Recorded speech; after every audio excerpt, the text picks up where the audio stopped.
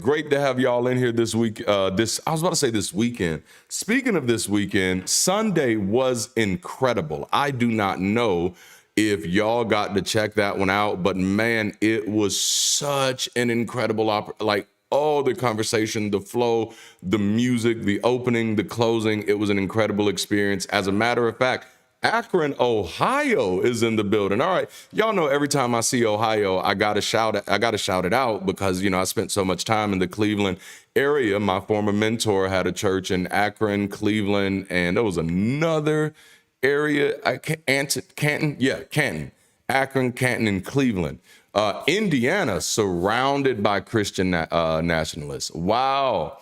Oh man, Mario's going to be back in North Carolina in 2 weeks. And you know what? We have so many people in our community who are in the North Carolina area. Speaking of which, I have not said it today, but no matter what city you're in, if you're somewhere and you're like, no, I want this type of experience where I am, I want these Sunday sessions here, I want community here, I want where people are working together, I need a safe space to decompress, deconstruct, deconvert, and just live life without superstition, then please make sure you go to our website, bridge.dldd.us/bcweekends.php.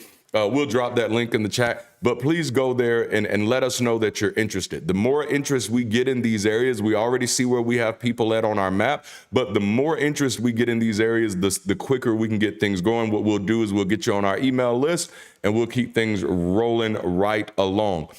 So again, Sunday was incredible. We closed out our Sunday session series of conversations called Through the Looking Glass. Again, this past weekend was absolutely phenomenal. I think it's our first Sunday. It is our first Sunday session that is over 1,000 views. So that's amazing.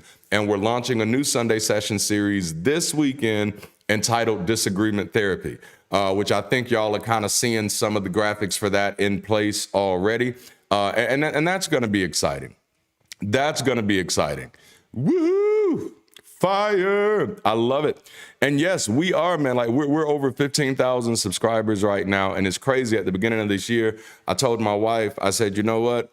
If we hit 10,000 subscribers within the first quarter, that would be we'd be, damn near unstoppable.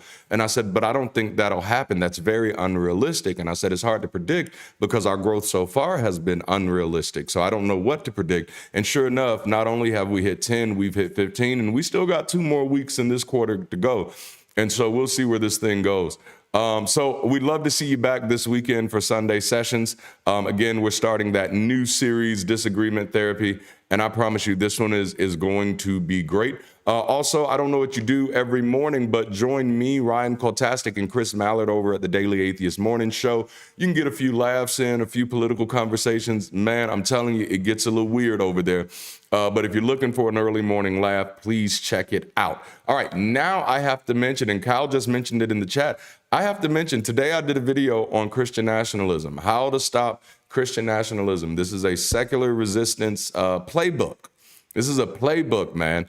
And so I shared this with our members. So you have to be either one of our Patreon members, one of our YouTube members, or you have to be on our team in Bridge City Global or in our Discord. And if you're a part of our team, you'll get access to this. But because y'all are here tonight, all 20 of y'all, 20 or 45 is one of those numbers. Because y'all are here tonight, I'm going to let you see. Do y'all want to see a piece of that? Almost like a piece of that action. But would y'all like to see a clip of the Christian nationalism video? It's available right now to only my members. But you know what? I'm going to show it to you. I don't know if y'all are going to respond or not, but we're going to find out. We're going to find out. So let me see. I have it right here. I do. Let me get this thing on here before we jump. And then after that, we'll be getting ready to jump into Bible study with an ex-pastor or ex-pastor versus the Bible, however you want to see it. Yep, I got a yep. There we go. So let's check this thing out.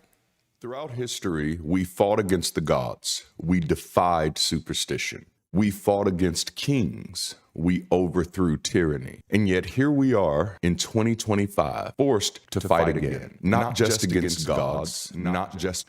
Actually, let me make sure y'all can hear that. I thought about it. Y'all probably didn't have volume audio, but you should now.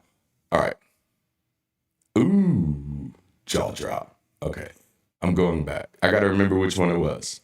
Throughout history, we fought against the gods. We defied superstition. We fought against kings. We overthrew tyranny. And yet here we are in 2025, forced to fight again, not just against gods, not just against kings, but against a system that fuses both into one. Christian nationalism is not a religion. It's a power structure. It's not about faith. It's about domination. It's the weaponization of beliefs to seize control, enforce laws, and erase human rights. It's a weaponized movement, a movement that has hijacked democracy, infiltrated power, and stripped away rights in the name of faith. And too many people are still sitting around waiting for politicians, courts, or institutions to save us. We've been waiting for too long. It's the ballot or the boot on our neck. We either take power or we get buried beneath their theocracy. It's time to replace the illusions of gods and kings with something real: secular power, human liberation, and unapologetic resistance. And let's be clear, this is war. We don't have time for moderate voices or respectable debates. We're not waiting for politicians, we're not waiting for courts, and we're sure as hell not waiting for permission. We take power by any means necessary. This is the secular resistance playbook. This is a step-by-step strategy to shut Christian nationalism down and take power back. Let's get to work. Take over local power structures. If Christian nationalists are infiltrating schools. All right, so that's what you saw. That's what our members, our Patreon members, and our YouTube members are getting access to right now. And this was requested from one of our patrons. We've been running a survey on our YouTube and on our patrons, and it was requested. Will you do something on this? And of course, I've been fairly vocal on what I think is the solution. And for those of you who don't know, I think the solution is community. Now, we can talk about all these big things that need to happen, but if we don't have the basic building blocks, which is the basic building block is community. And the basic building block of community is people having conversations, which is why I do the work that I do. So if you're interested in seeing that video in full, and yes, I'm going full salesman mode. If you're interested in seeing that video in full, then please go ahead and join our Patreon. It'll be available to you immediately. Or if you join our YouTube membership program, it'll also be available to you immediately. All right, are y'all ready to get in Bible study? Yes. Oh, I love that. Cherry, that's hilarious. Are y'all ready to get in Bible study? If y'all are, would y'all please drop some fire in the chat? Are there Bible emojis? I would love like some Bible emojis. Is it specifically a Bible, or are they just book emojis? I don't know, but drop something in the chat to let me know that you're engaged and you're ready. Last week, we actually managed to get through. I want to say like 3 or 4 chapters, which was a big switch around for us. We haven't been able to do that for a while. It's taken us some time to get through all these dang chapters, and this time we were actually able to get through some. And so tonight I'm hoping we're gonna have to get through. Oh, absolutely. All right, so tonight we're picking up in Leviticus chapter 24. In Leviticus chapter 24, and let me get my notes ready here, which this is going to be about. Look at it. I see a Bible in the chat. That's what I'm talking about. Thank you, Cherry. We got one Bible. Can I get another one? Will there be another one? Oh, I like the hands up. Come on now. That's what I'm talking about. So tonight we're going into Leviticus. That is what is that now? Yes, let's go. I'm almost 50, but my Bible is open. I love that. Yes, trust me, I'm not good with emojis either. It throws me. I be trying to type in and my phone don't know what the hell I'm talking about. All right, so tonight, Leviticus chapter 24, we're talking about divine justice, ritual maintenance, and the power of understanding. And this is going to be pretty much my focus on these. When we first started Bible study with an ex-pastor, my goal was to really just kind of debrief and decompress a little bit myself and kind of go back through the Bible, go back through the scriptures, starting with the book of Genesis, and walk back through it, remembering my own journey, like where I started before I got saved and how I looked at these stories, and then where I started after I got saved saved and got actively involved in ministry? How did those views change when I became a pastor? How did those views change when I got on the fringes of my belief? And how do I view it now? And what we begin to realize is by having these sessions that many times this stuff comes off as really therapeutic for people. So we started saying that this isn't really theology, this is therapy. When you come to Bible study with an ex-pastor, this isn't theology, this is therapy. And as you see on my shirt, I don't know if y'all can see that, which yes, we're working with a different vendor here because they fucked up my butterfly and that pissed me off. But we're working with a new vendor now, so I'm excited about that. But you know, our kind of tagline has been to learn the Bible and laugh at the bullshit. And so tonight, I want to kind of bring all that together because for the past 2 months, past full month, I've had the opportunity to hyper-focus on content, hyper-focus on community, and the direction we're taking as a movement, as a channel, as a community, and as a campaign for progressive change. And so with that, with our Bible studies, I'm getting so excited about really, like, I think we're about to get good. I think we're about to get good. Oh, handcuffs, come on now. Yes. I think it's about to get good because tonight what I want to do, and really from all of these, I'm going to be focused on giving as much of a secular humanist breakdown of this stuff as possible, because not only do I, not only do I want to give us something to laugh at, I still want to give us something to learn from. Now, I'm not saying we haven't been learning anything in these. I think we've learned a lot, you know, and I think some of what I'm talking about tonight has been seeping over into this. And what I'm saying tonight is, we're about to lean into that. So we're about to get some stuff out. I'm not even gonna look at the chat and laugh. Y'all are not about to mess with me. So we're gonna highlight some stuff tonight. So Leviticus 24, it's a small, but it's a loaded chapter that covers two key themes. Number one, priestly duties regarding the tabernacle's oil and bread, because that's important, and then blasphemy and the legal standards for punishment. And while at first glance this chapter might seem irrelevant to modern life, a closer look reveals how religious power structures were reinforced through law, ritual, and violence. So this chapter shows how ancient legal systems intertwine religious reverence with authoritarian justice, setting the stage for later laws that controlled free thought and dissent. Now, who thought that we'd be able to produce some conversations like this out of Leviticus? I think I have my screen share working. So let me see. I'm gonna switch over and I'm gonna activate my screen, because I think we can share this, I think. And let me see here. We're going to read, for those of you who got your Bibles, I'm reading from the New American Standard Bible, but we're going to start with verses 1 through 9, all right? So, let me get this on the screen so y'all can see it. Oh man, if I set on my balls, I don't have to go to church. Hey, that's one hell of a lesson to learn, right? All right, so then the Lord spoke to Moses, saying, command the sons of Israel that they bring to you clear oil from beaten olives for the light, to make a lamp burn continually. Outside the veil of testimony in the tent of meeting, Aaron shall keep it in order from evening to morning before the Lord continually. It shall be a permanent statute throughout your generations. He shall keep the lamps in order of the pure gold lampstand before the Lord continually. Then you shall take fine flour and bake 12 cakes with it. 2/10 of an ephah shall be in your cake. And you shall set them in 2 rows, 6 to a row, on the pure gold table before the Lord.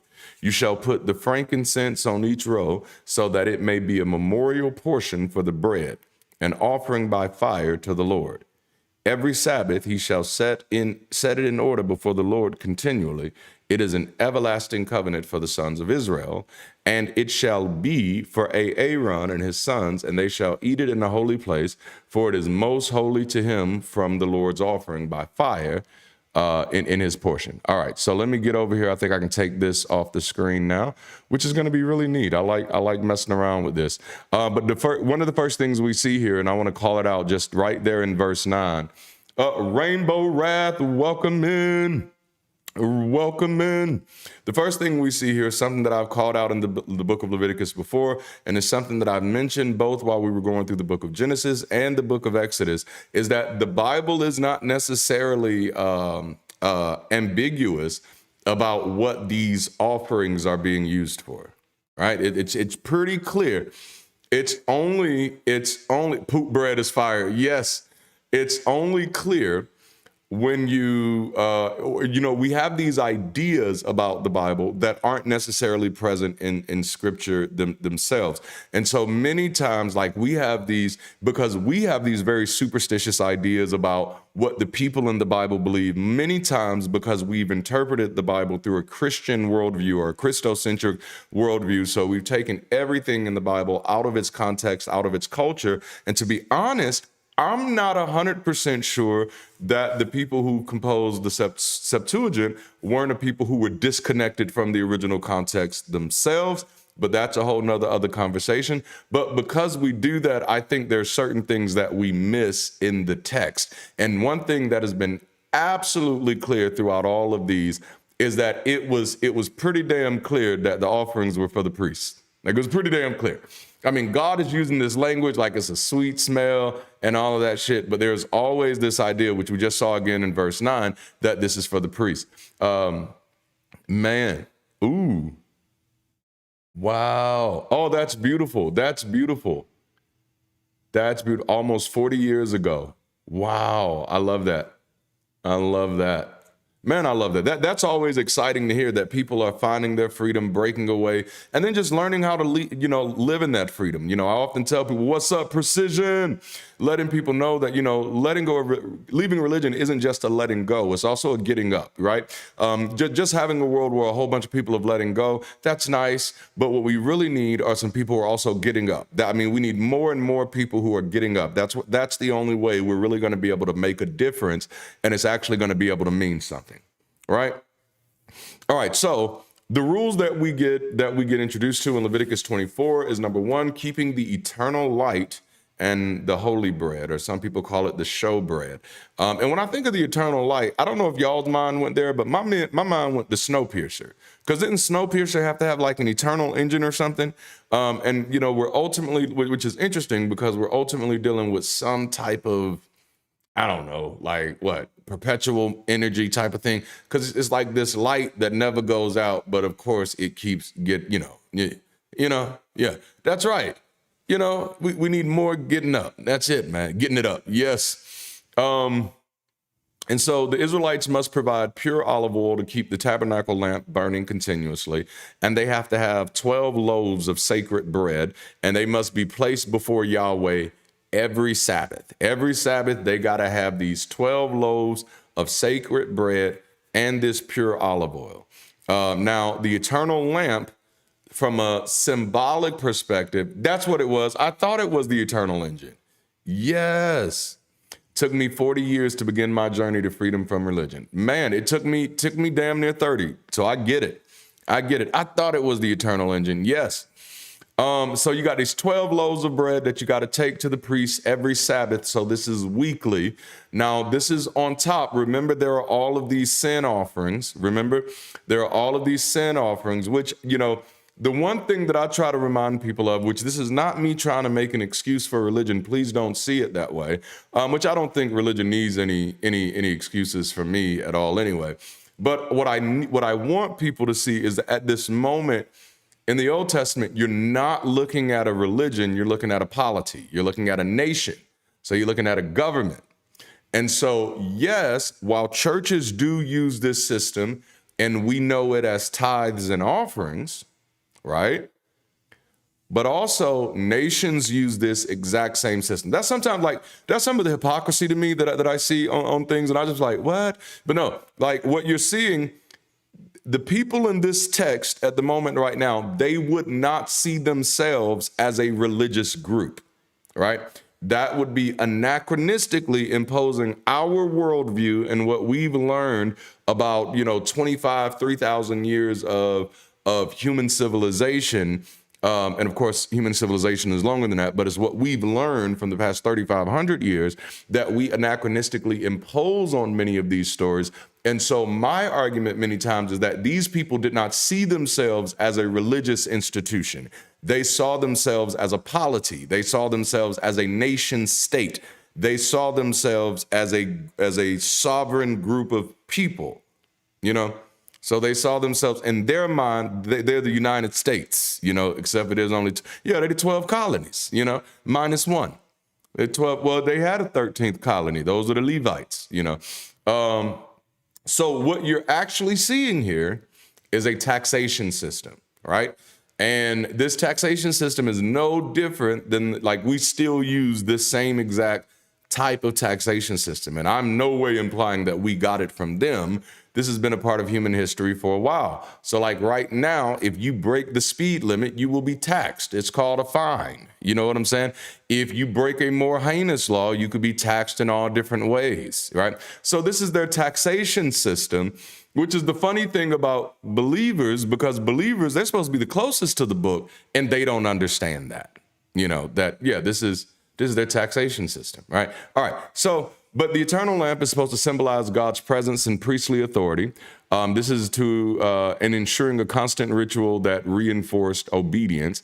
And the 12 loaves are supposed to represent the 12 tribes, binding the people to the priesthood through sacrificial offerings. And then, of course, symbolically, which I don't too much like to deal with the symbolism too much, because what I find when I start trying to trace the origin of the people who say this is symbolically this or this is symbolically this, I typically can't find nothing but a big bucket of bullshit.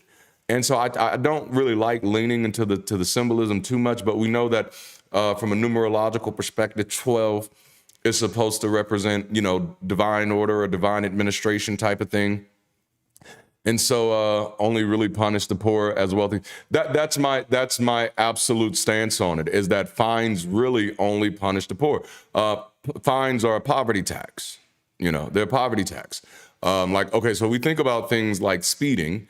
So we think about those. When we think about those things, we think about things that you do to, to actively transgress against the law. You actively do something, you knew there was something not to do, right? And so in those cases, to me, I still see it as a poverty tax, but I see what's going on. But let's say, like in certain states in the U.S., your tag light. If your tag light is out, you can get a ticket, right? If you can't afford a tag light, your city's not going to do anything to help you get one. If just one of your lights are out, everything else works fine, you can get a ticket. So you have all of these things that you can get a ticket for. And in many of these things, there are quite a few laws, and I don't know how it is in other places, but there are quite a few laws in the U.S. that disproportionately affect people who cannot afford to pay the fines that are attached to them. And that is a disgrace, which is why I'm not going to get into politics right here, but it's why I'm not a big fan of anybody in politics right now, because I feel like everybody just playing games, because nobody's really, I don't see anybody acting like they're, as far as anybody poised in leadership, I don't see anybody really acting like as much stuff has really been happening. And so that bothers me. So, but y'all know that about me. I don't trust none of them. But just to be honest, I don't trust nobody. Trust just shouldn't be a requirement. I don't even like that. All right. Man, she pays to speed in her sports car. She didn't care about finding stuff. Must be nice, right? Must be nice, right? That's how that thing works. And so basically what we see in the first 9 verses is how religious institutions and political institutions have historically relied on mandatory taxation or mandatory giving. And they've done this through money, food, and labor to maintain control. And so, like, for those of you who do enjoy studying the Bible, I would challenge you to remove that anachronistic presupposition. And instead of looking at these as religious groups, look at these as nations, especially when you're dealing with the Old Testament. And I promise you'll see some different things there. You will see some different things there. And so recognizing this pattern helps us critically evaluate not just modern giving, but also modern taxation, modern fundraising, and modern financial pressure, period. Because it does bring into mind like how many of the things that we are being burdened with are things that have no other utility than to line somebody else's pocket. So, like, it's one thing to have a system that is in place to ensure that people are contributing and stuff like that. But then when you have a system that disproportionately impacts people who cannot afford these fines, and the things that you are fining them for are things that have no other utility. You know, like it's not a safety thing. They're not putting anybody else in danger or anything like that. These are things that we really have to get into. All right. So now we're going to get into verse 10. Let me get over here. Can I put this back on my screen? Let's see. And let's read. And I think we're going to reach verse 10 through 16. Because I told you, we're going to get through Leviticus, God dang it. Not qualifying for help. Absolutely, yes. So now the son of an Israelite woman, his father was an Egyptian. He went out among the sons of Israel. And the Israelite woman's son and an Israelite man had a fight within the camp. And the son of the Israelite woman blasphemed the name and cursed. So they brought him to Moses. Now his mother's name was Shelomith, the daughter of Dibri of the tribe of Dan. They put him in custody, waiting for Moses to give them a clear decision in accordance with the command of the Lord. The Lord spoke to Moses, saying, bring the one who has cursed outside the camp, and have all who heard him lay their hands on his head. Now, I told y'all, anytime in the Bible where you see someone lay their hands on somebody's head, whatever they're laying their hands on is about to die. Which is why I've mentioned to you plenty of times that people in those charismatic churches, the churches that I come from, when people lay hands on people and people fall out, people don't realize that what they're doing is, and I'm not trying to say there's any spooky implications to it, is that they're cosplaying death. Now, they don't know it because they're just doing monkey see, monkey do. This is what I've seen other people do, so this is what I'm going to do. Or I feel pressured to fall, so I'm going to fall. But what you're doing is the pastor has put his hand on your head. That means he's getting ready to slay you. All right? You are a sin offering unto the Lord.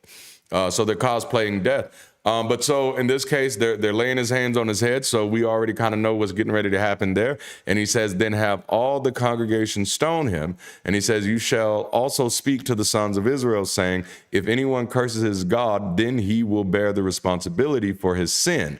Moreover, the one who blasphemes the name of the Lord must be put to death. All the congregation shall certainly stone him, the stranger as well as the native, when he blasphemes the name. All right, so now I have to do something here. I gotta check out this word blaspheme, because I mentioned this in a video that I think I'm releasing on Friday about I think the video is like 10 brutal things about Christians. It's something like that. But one of those things, I talk about this idea of blaspheming, because I think we all know.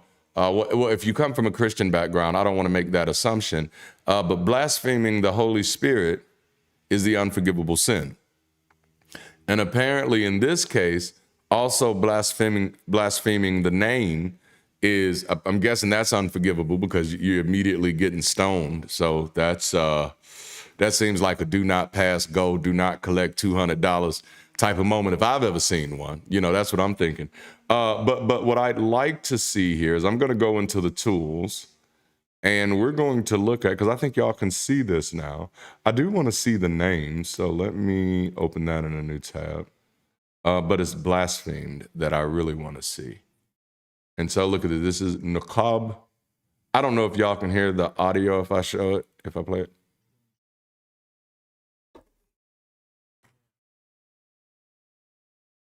Nakab. That's so interesting. I feel like that's not right. I feel like that's not right, but I could be wrong. It just doesn't feel right. Like that short A sound, that seems off.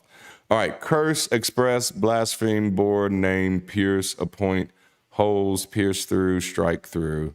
So don't strike through the name, don't curse the name. Or these are the ways it's been translated. The biblical usage: pierce, perforate, percolate. I just wanted to say that. Bore, appoint, don't appoint the name. All right, the primitive root, to puncture with more or less violence, to appoint, to blaspheme, to bore, to curse, to express with holes, names. All right, so basically it's kind of what I thought, is that blaspheme is a word that doesn't mean shit. Like it's really a word that you could use to mean whatever the hell you want to mean. It's like curse word, right? Like curse. Notice that like what the fuck does curse mean? You know what I'm saying? Like, please help me understand.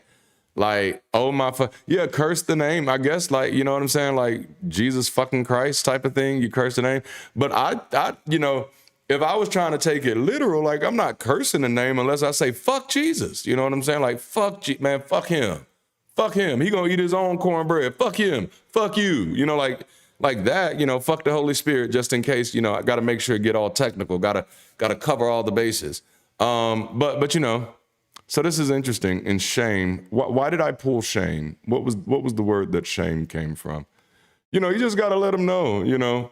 So blaspheme and cursed, okay, the name shame, interesting. 8034, yes, that's what that is. Shame, primitive word, I did, Now that is interesting. Now masculine name, Ethiopic, y'all see that? Arabic, Phoenician. Oh, there's a lot of Phoenician stuff here. I feel like cursing needs intentionality. Like you just gotta, like that actually used to be my, standpoint. When I was a pastor, I believed that curse words, and I didn't believe in, you know, actual curses or anything like that. Not at that point, not when I was a pastor. I let that go. But I thought my focus was curse words was when someone is using words and they're trying to harm you, they're trying to to besmirch your character or assassinate your character or anything like that. Those are curse words, right? And that's how I used to approach it, you know. And so when you're saying something bad, like shit and shoot and fuck, like these are not cuss words. And even fuck you at that moment is not a cuss word. If forget you is not a cuss word, then fuck you can't be a cuss word. And that's how I used to do things. That's how I used to process it in my mind even when I was a kid. But then like once I deconverted, I was just like, oh, I don't believe in magic, so I don't believe in curses. Like, so now I don't know what the fuck a curse word is, you know? And I don't like being around adults who believe in magical words, you know, whether those are magical good words or magical bad words. I just like, no, words are not magical. They're not magical words. Please and thank you are not magical words. They're just nice. Okay. And there's nothing magic about being nice. It's just nice. You know, that's it. But no, I love it. I love it, man. God's love is very conditional. Tyrian purple is my jam. Yes. Go all Mercutio on their ass. Oh, I love that. Yes. Plague on both of your houses. I think I saw I forgot which version I saw, but the DiCaprio guy was in it back when he was skinny and dating people his age. Boom. I had to do it. All right. So did we get to verse 16? All right. Yeah. So we just kind of read it. In blasphemy, so whoever blasphemes the name of the Lord must be put to death.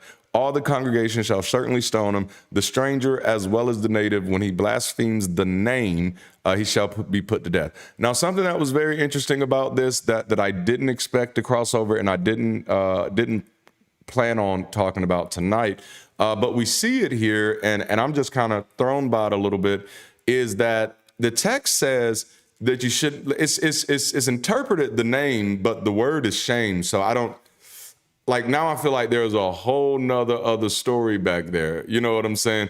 Oh, I guess Juliet was underage, man.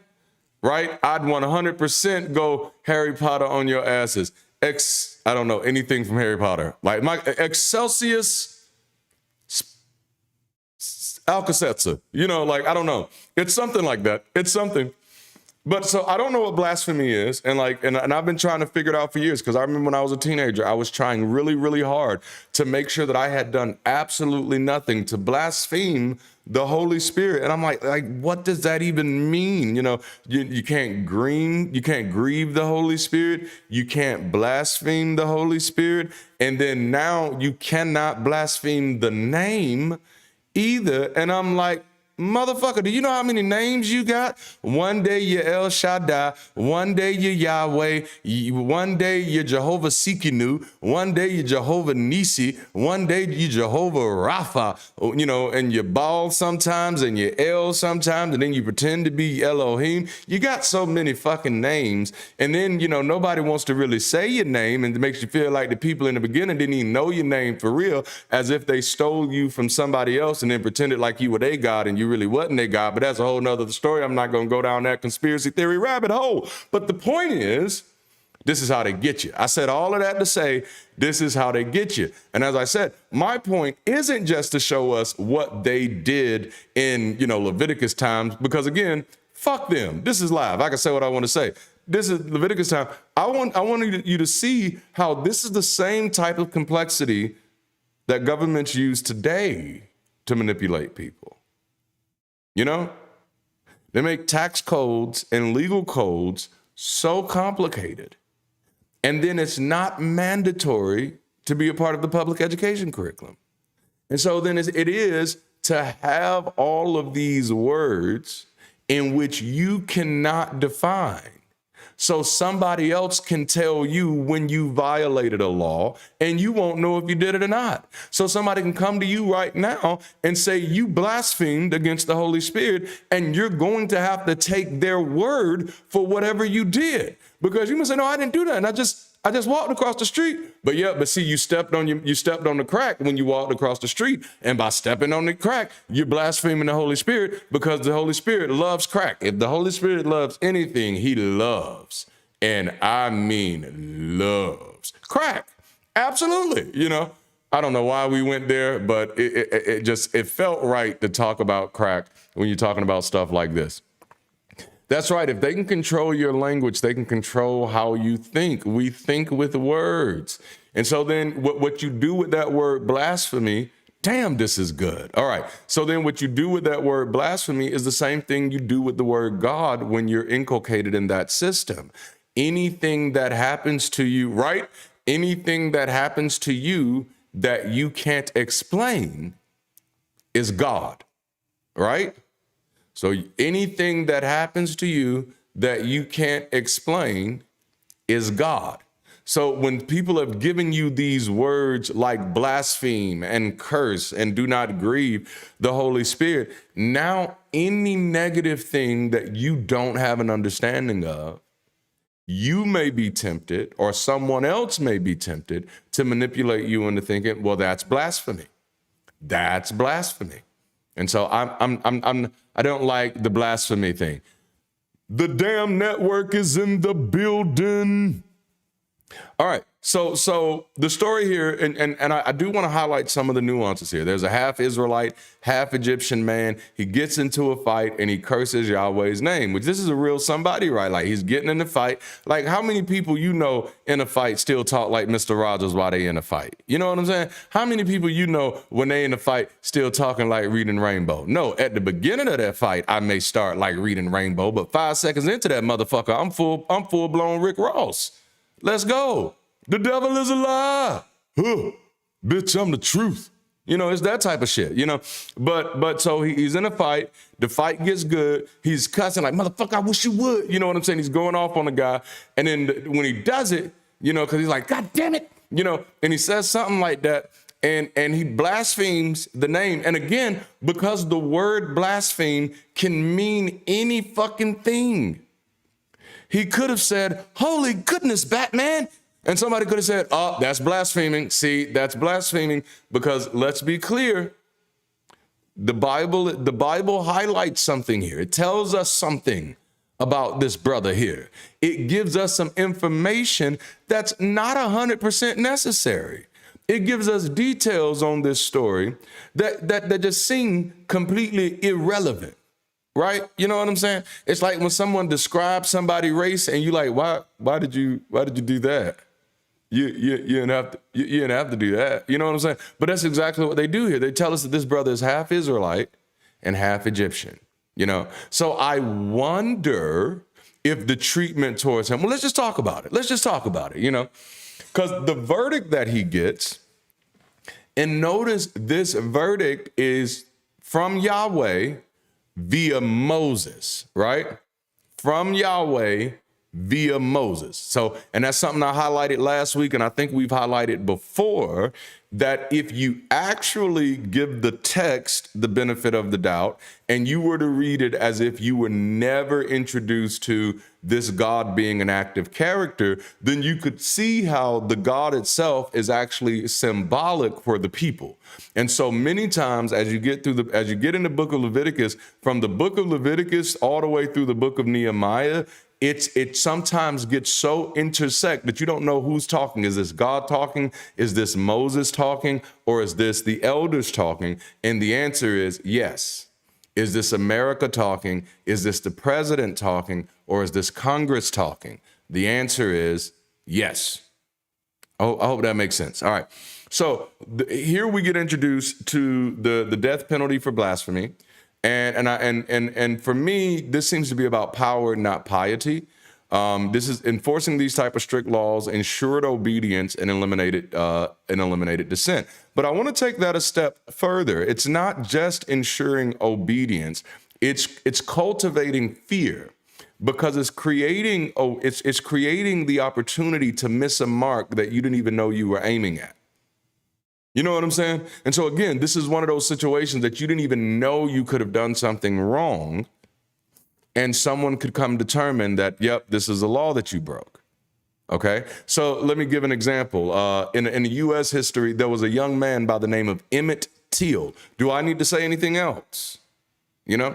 You didn't actually have to violate any written law. You just had to do something that somebody else didn't like.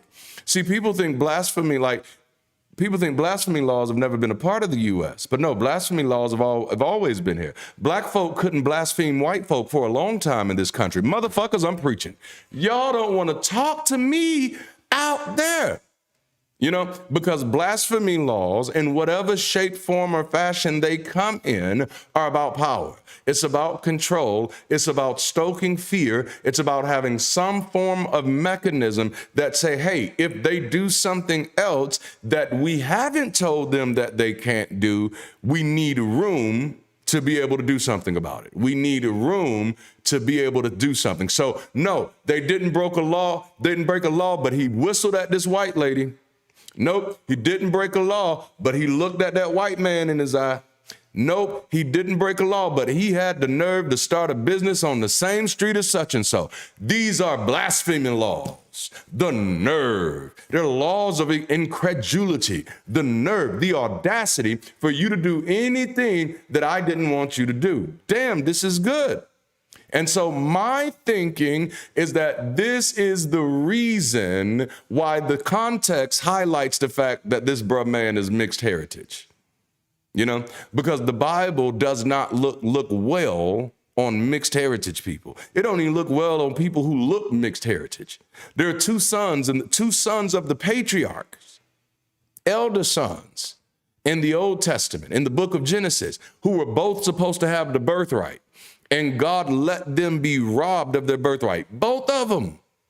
And the Bible explains both of them as something that could be considered mixed. It's very interesting. Very interesting.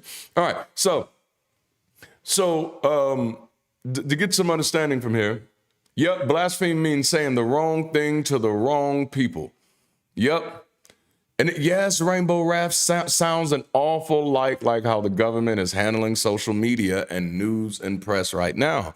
Absolutely. This is why I took my time to do that Christian nationalism video, which again, if you're not a patron or a YouTube member, that's what you need to be, because you can watch that video in full. I did let some people here get to see the first minute of it, and I'm telling you, you want this one. You want this one. I don't know if when I make it public, if YouTube is gonna do what it does with it or not, because it's a little strong, but we need to be doing the work. We need to be doing the work. Nice, and then, whoa, that's rough. That's rough. That sounds vaguely familiar, and now it's gonna be in my head. I'm gonna have to Google it to see if it's what I remember.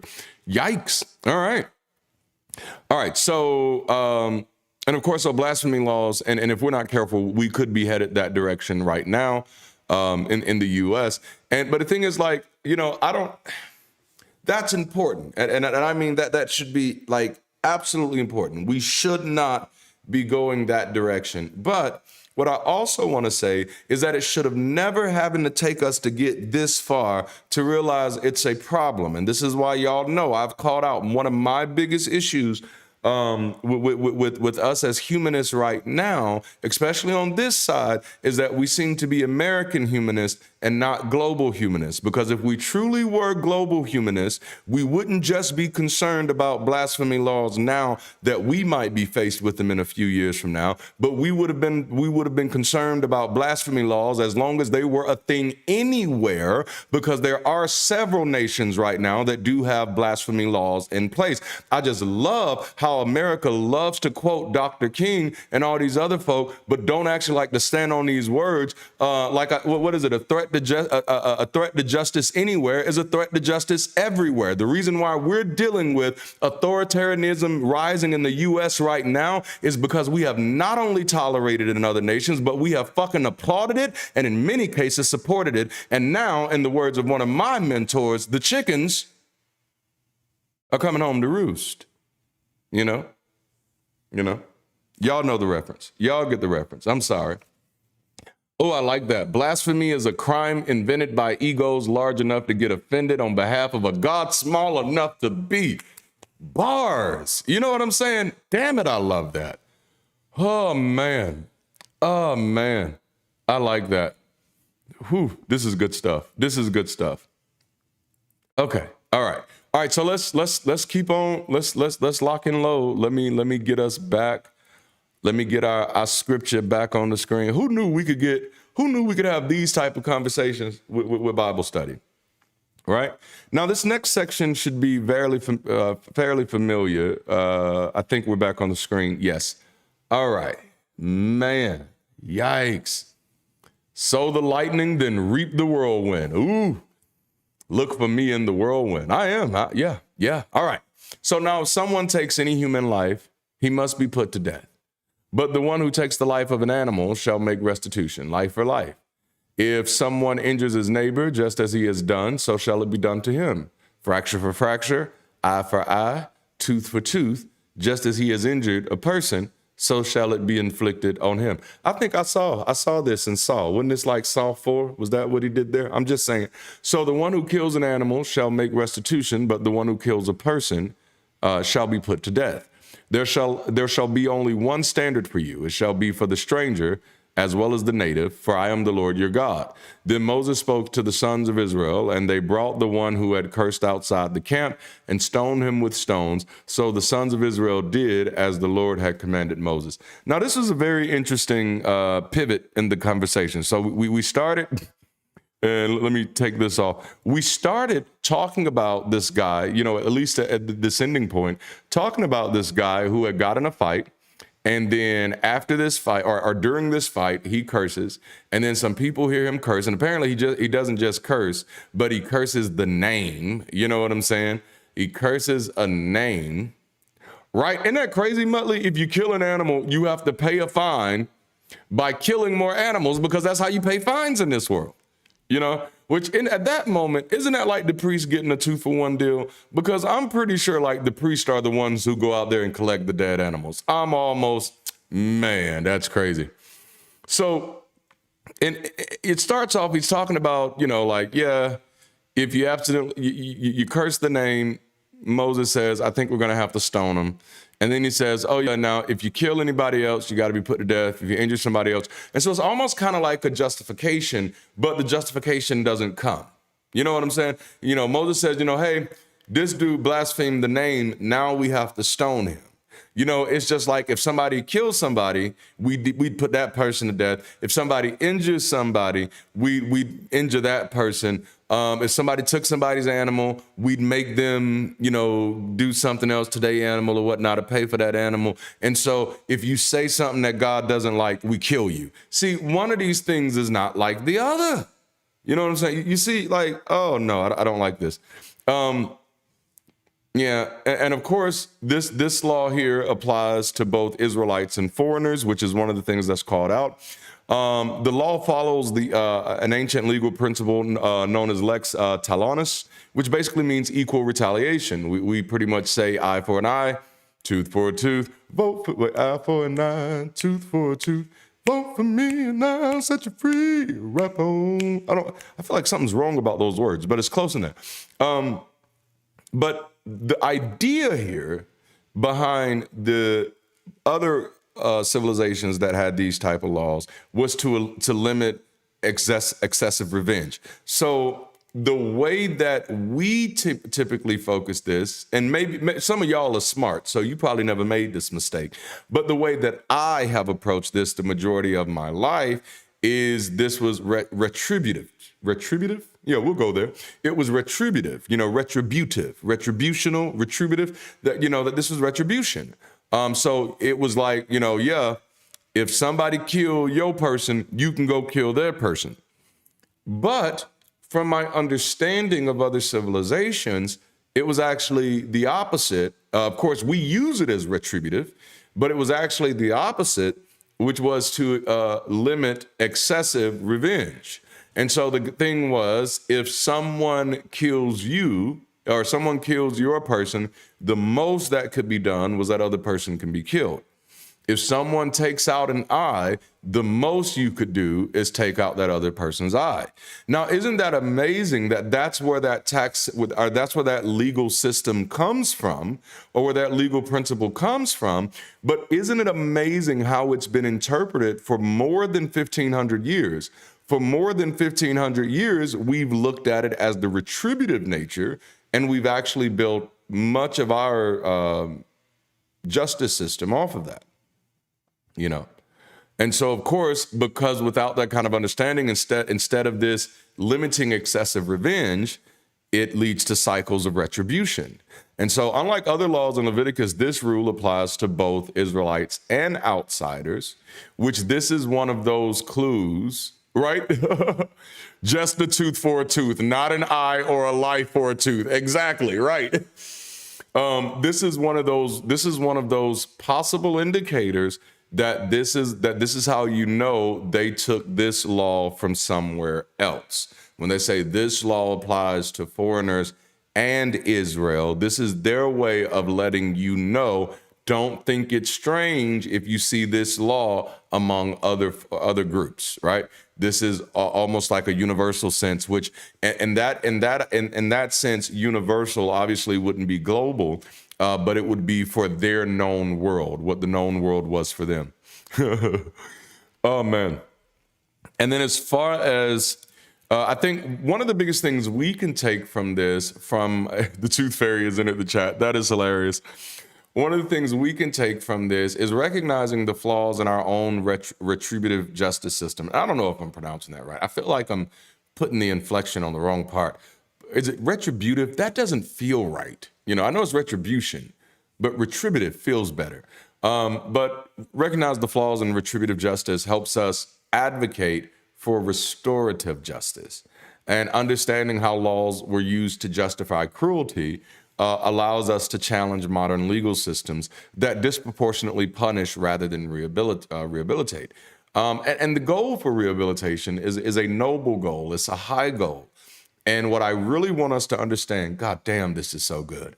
The goal for rehabilitation, one of the things we can say for sure is that goal, that desire, the desire to see people rehabbed instead of just punished, and the desire to see people restored, the desire to see people who've done horrible things get well. That desire does not come from religion. That desire damn sure does not come from Christianity. Christianity doesn't give us that desire. The Bible doesn't give us the desire it doesn't even give us the idea of believing that people can be restored, only that people can be used. You can be a new creature in Jesus. That's it. But you still ugly, nasty, and sinful. But people have come to the belief that even if you do something, I thought so, retributive. It sounds right to me too. It just feels right. But it's humanity, it's humanism that have gotten us to the place where we're willing to wrestle with what does it mean to rehab people? What does it mean to restore people? And I'm hoping that gets us to a place where we can actually begin to accomplish that. You know, one of the things, and this is one of my little rabbit trails, one of the things that I want to remind people of is that anything that's happening in our society that you can get 10 people in a room and 7 to 8 of them have been impacted by in some way, at that moment, it's a statistical norm, which means we have to take a different approach to it. And so we got so many things in our society that we have villainized, criminalized, and done worse to. And these things are part of a statistical norm where we really need to be figuring out how do we heal this? How do we restore this? And I'm not saying that shit is easy, because defining that, like, what does it mean to restore? What does it mean to rehab? What rehab to what? Restore to what? You know? But these are the hard conversations that we need to have. Man, this is good. And that ultimately, and I think that's been a thing. I love that. It comes from living with people and learning empathy. You know, I think a lot of things, especially when we're talking about some of the lesser crimes, for lack of better words, I think some things, and this I've learned, you know, I've learned by having a front row seat to. I don't think it's a secret that I was raised in the middle of the crack epidemic, and so my life was horrendously impacted by such. But I saw a lot of things, and what I saw is that in many cases, laws made criminals, you know, and societies made criminals. That there were people who weren't criminals, and then the next day they could be. And then the moment we started using that label, that terminology of criminal, then all of a sudden people who had options had less options. Let's talk about it. And so then, and again, just talking about the crack epidemic, which I'll say we as a nation failed to handle that properly. And then I'm one of the few people say we as a community, and yeah, I'm talking about the Black community, we failed to handle that properly. Number one, you know, I will say the biggest mistake of the Black community historically is judging each other by what white folks say. I think we need to stop that bullshit immediately. Let's just stop. That shit has not been serving us well. Well, he broke the law. Well, you know, they said he broke the law. Stop that bullshit. You know what I'm saying? Like, and again, and for larger, you know, the larger American population, please stop that bullshit. If that's all it takes for you to ignore injustice is for them to make it a law, then what good are you? You know what I'm saying? If you know something is morally wrong, but you say, well, if they make it a law, I'll have no choice, you are a Nazi at that moment. You know, it's just so good that we can point at other people and say, Nazi, Nazi, Nazi, Nazi, but we can't look in the mirror and say, but if they made the law and you comply with it, what does that make you? Damn, how did I get here? I didn't mean to get through all of this. Oh man, this is like an anti-Bible, so to speak. I like that. Oh, speaking of which, have y'all shared this yet? Y'all got to make sure this gets out there, man. Doesn't help that Unannounced could buy you a car. Man, right. Ooh, man. Like, yeah, we have to recognize, you know, that right is right. And human empathy leads the charge, right? You don't wait for the law to catch up with human empathy. You use human empathy to let the law know what will be tolerated and what will not. Because I watched people in the crack epidemic, and unfortunately in Black and brown communities, we see this shit still happening with marijuana, with weed, with cannabis, THC. You know what I'm saying? But what happens is the moment you're labeled as a criminal, the moment we say we're criminalizing this, then you become villainized. And then we do stuff like saying, well, now we're going to implement these invasive tests that you have to take to get employment, because since we've criminalized this, we've now determined that whatever you do prevents you from being a working citizen in this country. That's what we've done. And so now you're creating poverty. You see what I'm saying? By trying to legislate people's personal space and their personal ideas, you know, and regardless what you think about what somebody else does with their body. And yes, I do understand that these things are harmful, but so is fucking fried chicken, man. You know what I'm saying? Like we either believe in freedom or we don't.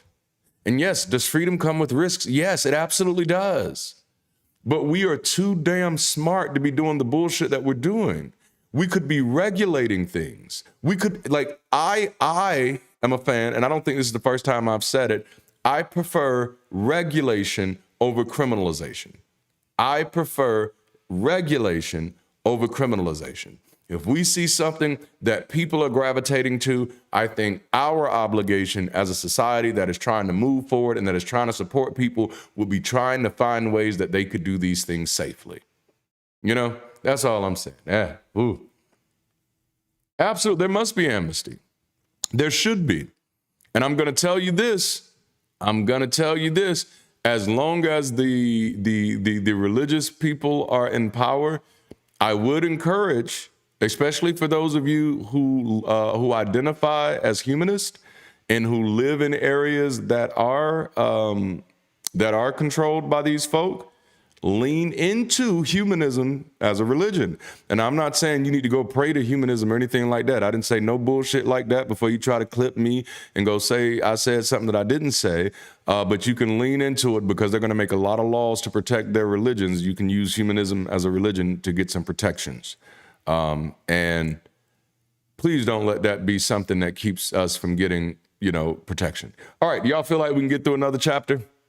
I think so. I planned on it. We got through one. We can't stop at just one. We got to treat this thing like Pringles. Bet you can't eat just one, even though you probably really want to because this sucks really, really bad. But no, I think tonight we've gotten a lot of good stuff out of this. I mean, like, damn. I mean, we've talked about the law. We've talked about taxation. We've talked about empathy. Yes, I love that Rainbow Wrath. Yes. Like, here's the thing. We don't need to be like superstitious folk. If there's something you can use to your advantage, use that shit.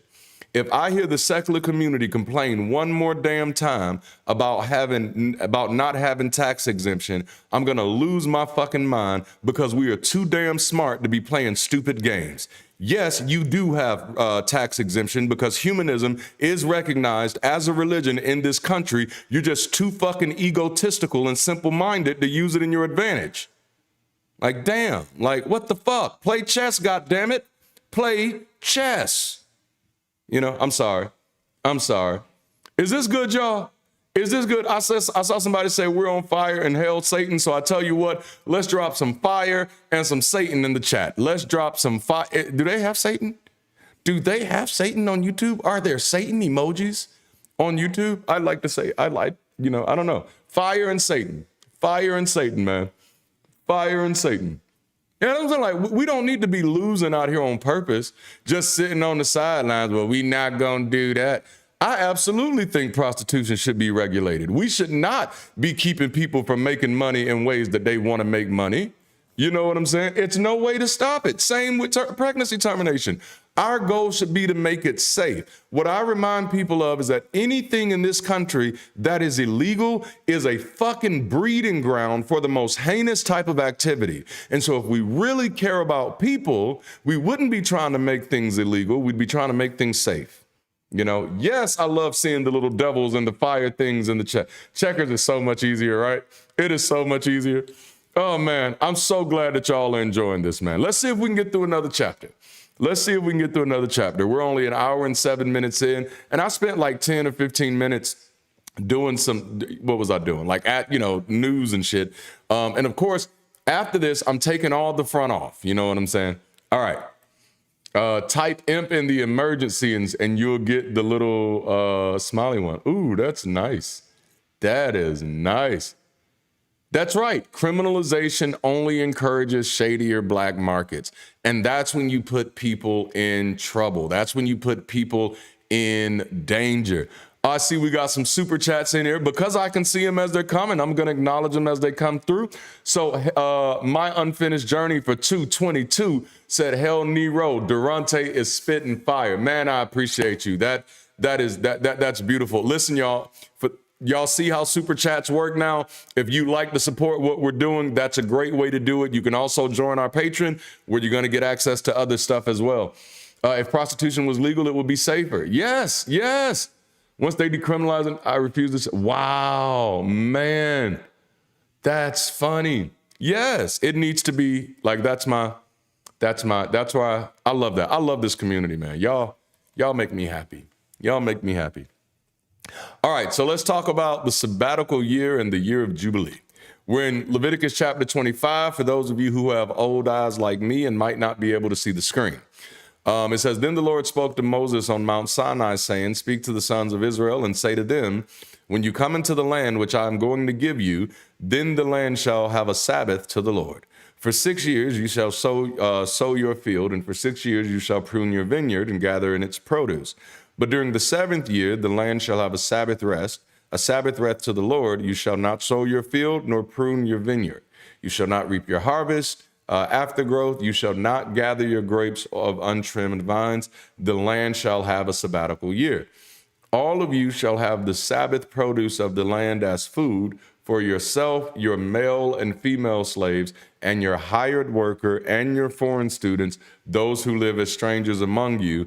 Even your cattle and the animals that are in your land shall have its produce to eat. All right, let me take this off the screen for a minute, because let's kind of talk through this. Now, this sounds nice. When you first reading it, it's like, oh, that's real nice. Okay.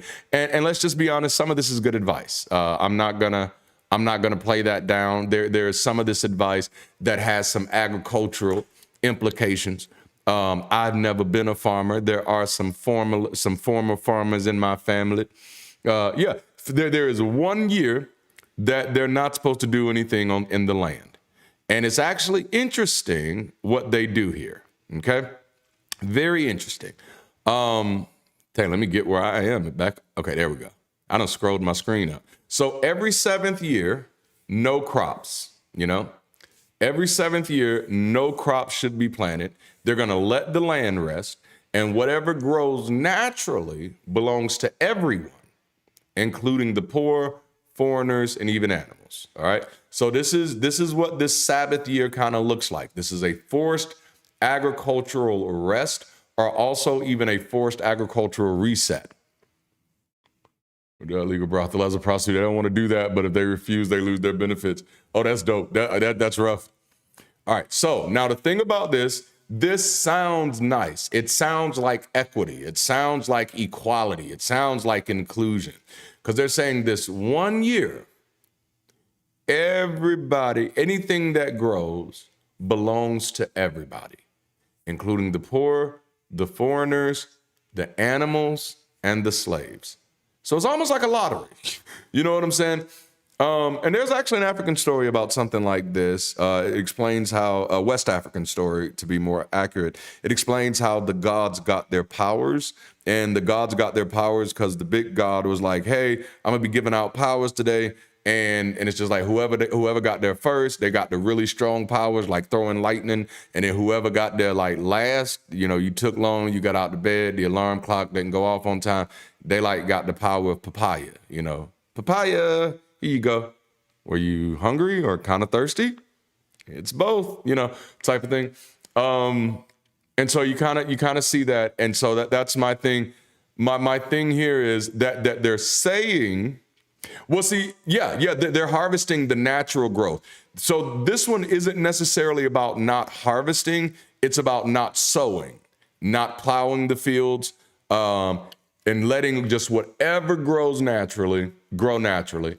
And then everybody can get whatever they want, and then everybody just goes out there. Now, I want you to think about, if you're the poor, you're the foreigner, and you're the slave, how comfortable are you going to feel out there wrestling with your master over food?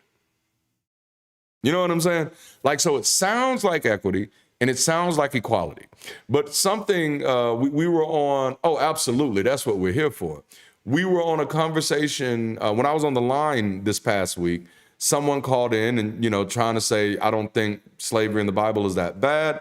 And then they end up saying that, well, you only had, slavery was the only option. That was the only other thing that you could do, which is funny because it's like, well, no, if the only option is slavery, then everybody is a slave. If there is a slave and there is a slave master, then there's at least two options. There's at least two, and if a person can afford to feed and house another person, and you can afford to feed and house yourself, then you could just pay me instead. You know what I'm saying? This relationship doesn't have to be an ownership relationship. You see how that works? But this is also an interesting situation because this sounds nice, but I want you to notice something here that you're going to see. You're going to see this type of this pathology, if you will, in many of our U.S. billionaires and some of our politicians, is that the idea of this is that poor people, foreigners, and slaves shouldn't be getting from my hard-earned work. But once every 7 years, they can get whatever from nature. And again, that's still with the caveat, if we let them. You know what I'm saying? Like it's very interesting here. Now this is supposed to be about sustainability, so preventing stuff like soil depletion, but it's also supposed to be a form of wealth redistribution, ensuring that the poor has some access to food. But this is really less wealth redistribution as it is people making themselves feel better. There's people getting to pat themselves on their back out there while their slave is out there picking out the food. And then they're like, see, you get to keep that bit. Now that big one, you give that to me because I've been taking care of you all year long now. You're like, you gotta recognize token bullshit. You have to recognize token bullshit. You have to, please, you have to. All right, let's see here. So that was verse 1 through 7. Let's keep going. Verse 8. You are also to count off 7 Sabbath of years for yourself, 7 times 7 years, so that you have the time of the 7 Sabbaths of years, that is 49 years. All right. You shall then sound a ram's horn abroad on the 10th day of the 7th month, on the day of atonement. You shall sound a horn all through your land.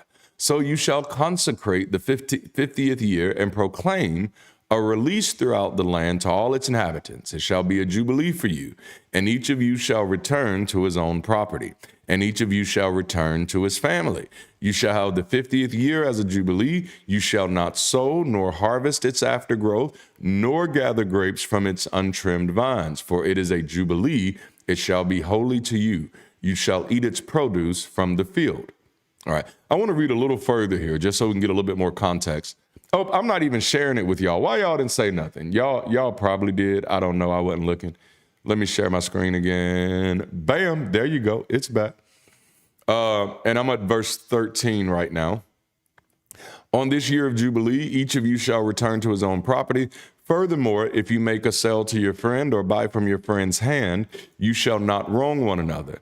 Corresponding to the number of years after the Jubilee, you shall buy from your friend. He is to sell to you according to the number of years of crops. In proportion to a greater number of years, you shall increase his price, and in proportion to fewer years, you shall decrease his price, because it is the number of crops that he is selling to you. So you shall not wrong one another, but you shall fear your God, for I am the Lord your God. All right, so we'll stop right here at verse 18 for a minute and kind of pit stop. Right, who was living till they were 50 in the Bronze Age?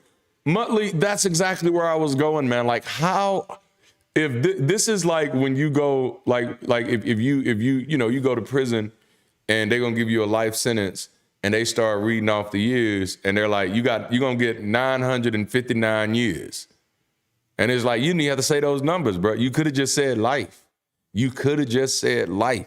And at this moment, 50 years, at this time, that's life, goddammit. You might as well say 950. Every 959 years, we're going to have a jubilee. We're going to have a jubilee.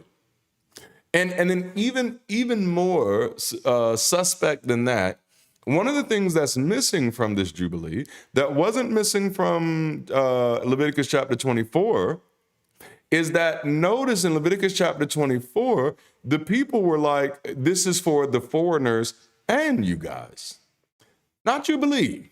Jubilee is not for the foreigners. It's not for the slaves. It's just for you all. And it's only for the Hebrew slaves. So every 50 years, that's right. He said the maximum to 70, and he could bless you with 80, But every 50 years, if you were a Hebrew slave, you could be free. And not only that, if you had sold your property to somebody else 49 years ago, you could get your property back. Everybody could go back to their same house. Really nice system, except for the fact that this is ultimately a life commitment that nobody really gonna ever get to see. All right, the law of redemption. Well, let me make sure I didn't miss anything else in that. Oh man, and see, really, when you think about it, it's this idea. God damn, this is good. This is that motif of trust the system, right? So if you get sold into slavery, something happens to you, you just say, you know what? Someone's encouraging you, but don't worry, Jubilee is coming. See, Jubilee is like heaven. It's like heaven. It's coming, but never quite coming. You know what I'm saying? All right. Let's continue on. I think we might make it through it tonight. 35 to 40 years in the Bronze Age. Be honest, peeps. Oh, man, that's rough. All right, let me make sure I remember to put this back on the screen. I think we're at verse 23. Woohoo! Much love, Skeptical Vet. Nice to see you in the building. Oh, man, we got 52 people in here. Listen, if you've not liked this video yet, I don't know what you're doing. Also, make sure you share this stream so somebody else can get in on this conversation, because this stuff is getting gooder and gooder. And I think we got about a good 15, 20 more minutes in me, so let's roll. The land, moreover, shall not be sold permanently, because the land is mine. And that's interesting. For you are only strangers and residents with me. All right, now, in this case, and again, I told y'all to think of them not just as a, right, midlife crisis at 20 is wild, man. It's wild. But to look at this not as just a religious group, because that's not how they would see themselves. They would not see themselves as a religious group. If you were to transport yourself in time to them and you said, hey, what's your religion? They would not be able to answer that question. What's a religion is what they look at you and say. They don't, to them, being Israelite isn't their religious affiliation. It's their national identity. It's their gubernatorial identity, if you will. All right. So, but notice here, the land does not belong to them. And that's a part of the Jubilee. The land belongs to God. And now I'm really interested of which God this is. And I'm going to have to come back to this because I might want to include this. I might want to include this in my upcoming documentary about the African connection behind Abrahamic religion, because this has some implications that not only does he say the land is his, but he goes the extra step here of saying that you are strangers in this land, which is a common theme with the way that this particular God speaks to the children of Israel. He says, I'm going to take a people who were not a people and make you a people, and then I'll be your God, But he's like, you got to be a people before I could be your God. All right.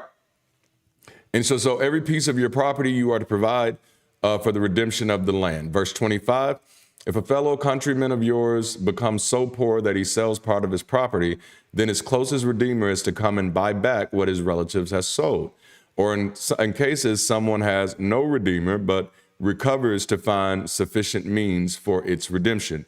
Then he shall calculate the years since his sale and refund the balance to the man to whom he sold it, and so return to his property. For those of you that are familiar with the story of Ruth and Naomi, I believe it's in that story where the concept of the kinsman redeemer comes into play. That's what they're talking about here. They're referencing this here. That he may return to his property. All right, let's go to verse 29. Likewise, if a man sells a dwelling house in a walled city, then his redemption right remains valid until a full year after its sale. His right of redemption lasts a full year. But if it is not brought back for him within the space of a full year, then the house that is the walled city passes permanently to its purchaser throughout his generations. It does not revert in the Jubilee. You see that? There's the loophole. There's the loophole. Now, the house of the villages, however, which have no surrounding wall, shall be regarded as open fields. They have redemption rights and revert in the Jubilee. As for the cities of the Levites have a permanent right of redemption for the houses of the cities which are in their possession. What therefore belongs to the Levites may be redeemed, and a house sale in the city of his possession reverts in the Jubilee, because the houses of the cities of the Levites are their possessions among the sons of Israel, but pasture fields of their cities shall not be sold, for that is their permanent possession. And so again here, what we're seeing are legal structures, kind of tax codes, if you will, setting in place. And so the idea here, so pawn shop rules, exactly. That's exactly what that is. Pawn shop rules, land belongs to Yahweh, not individuals. Israel are merely tenants. And that is one of the things that I highlight, is that one of the things that one of my arguments, I don't want to say arguments, but one of my hypotheses is that Israel, what we know of Israel, was a vassal state, if you will. And this is vassal state language. And the way that this taxation system is working sounds very much like a tributary system that is not just for the upkeep of the temple itself, but also for what must be shipped out as tribute to whoever the vassal overlord state may be. And of course, I have some sneaky suspicions. But that's what it seems like here. And of course, cities have different rules, such as the Levites can always reclaim land. And again, the Levites at this moment are the priestly class. And again, if we separate ourselves from looking at this as a religious group and look at this as a political group, then their priestly class is their political class. All right. So these would be their representatives. And of course, what this did was this prevents land monopolies, but still kept power within certain tribes, and it made sure that the priest had certain privileges, which ensured their control over the wealth. Dang, I love this, man. All right, so now let's close this chapter out. I think we can pick back up at verse 35. Is that where we are? Yeah. How many more verses we got in this? I'm hoping we can get through one more chapter. Let me see here. At least one. Well, yeah, one more. Was hundreds of years old, right? All right, did I put this back on the screen? I haven't. Let me put it back on the screen, y'all. Why y'all tripping? All right, now, in case a countryman of yours becomes poor and his means among you falter, then you are to sustain him like a stranger or a resident, so that he may live with you. Now, that's nice. That's nice. Now, do not take any kind of interest from him. What do they call this? Usury. But fear your God, so that your countrymen may live with you. You shall not give him your silver at interest, nor your food for profit. I am the Lord your God, who brought you out of the land of Egypt to give you the land of Canaan and to be your God. Now, what I do want to point out here, notice that it doesn't say that you shall not give him. You shall not give him your silver. Like, it's not saying that you shouldn't charge him for it. He can't pay for it now for sure, but it is saying when he can pay it, that you cannot treat this like a loan. You can't treat him like this is interest, And now verse 39, if a countryman of yours becomes so poor with regard to you that he sells himself to you, you shall not subject him to a slave service. He shall be with you as a hired worker, as if he were a foreign resident. He shall serve with you up to the year of Jubilee. So basically for 50 years, or if he comes in at the 49th year, comes in at the 49th hour, then just for a few months, I guess, or a few weeks, depending on how that flows. But again, what you see here clearly is that then there are other options other than slavery then. Because here you have a pretty good case where it says, listen, if there's another person who's a brother, who is of your same citizenship. In other words, what he's saying is Americans first. We got to take care of Americans first. This is what he's saying. He said if one of the fellow Americans gets sick or gets down on his luck, take care of him, treat him well. And if he does so bad, if he's doing so bad financially, and he feels like he needs to sell himself to you as a slave. And in cases like that, what I'm thinking has happened, in cases like that, where he's selling himself, likely he'd be giving whatever he's selling himself for to the family that he's having to, to abandon or whatnot. I don't know. But he says, if this happens, even if you accept his offer, do not treat him like a slave. Instead, treat him like a hired worker. So if there is an option to just treat people like a hired worker, even if they're doing so bad financially, where they feel like they have to sell themselves into slavery, then that means nobody should actually have to sell themselves into slavery. That means slavery should actually not be an option. Everybody should just have the option to be a hired worker. So then, and the reason I'm highlighting this is because this is an empathy fail. This is an empathy fail of the highest degree, because what you see here then is that it is possible for them to have empathy. It is possible for them to look at another human being and say, man, you're on hard times. I'm not going to take advantage of that. But what you see promoted in this book that is claimed to be the centerpiece of human morality is you see that empathy stops at the boundaries of their neighborhood, which is why I remind people that Jesus, though he had 33 years to utter two simple words, love everybody, the best he could do was love your neighbor.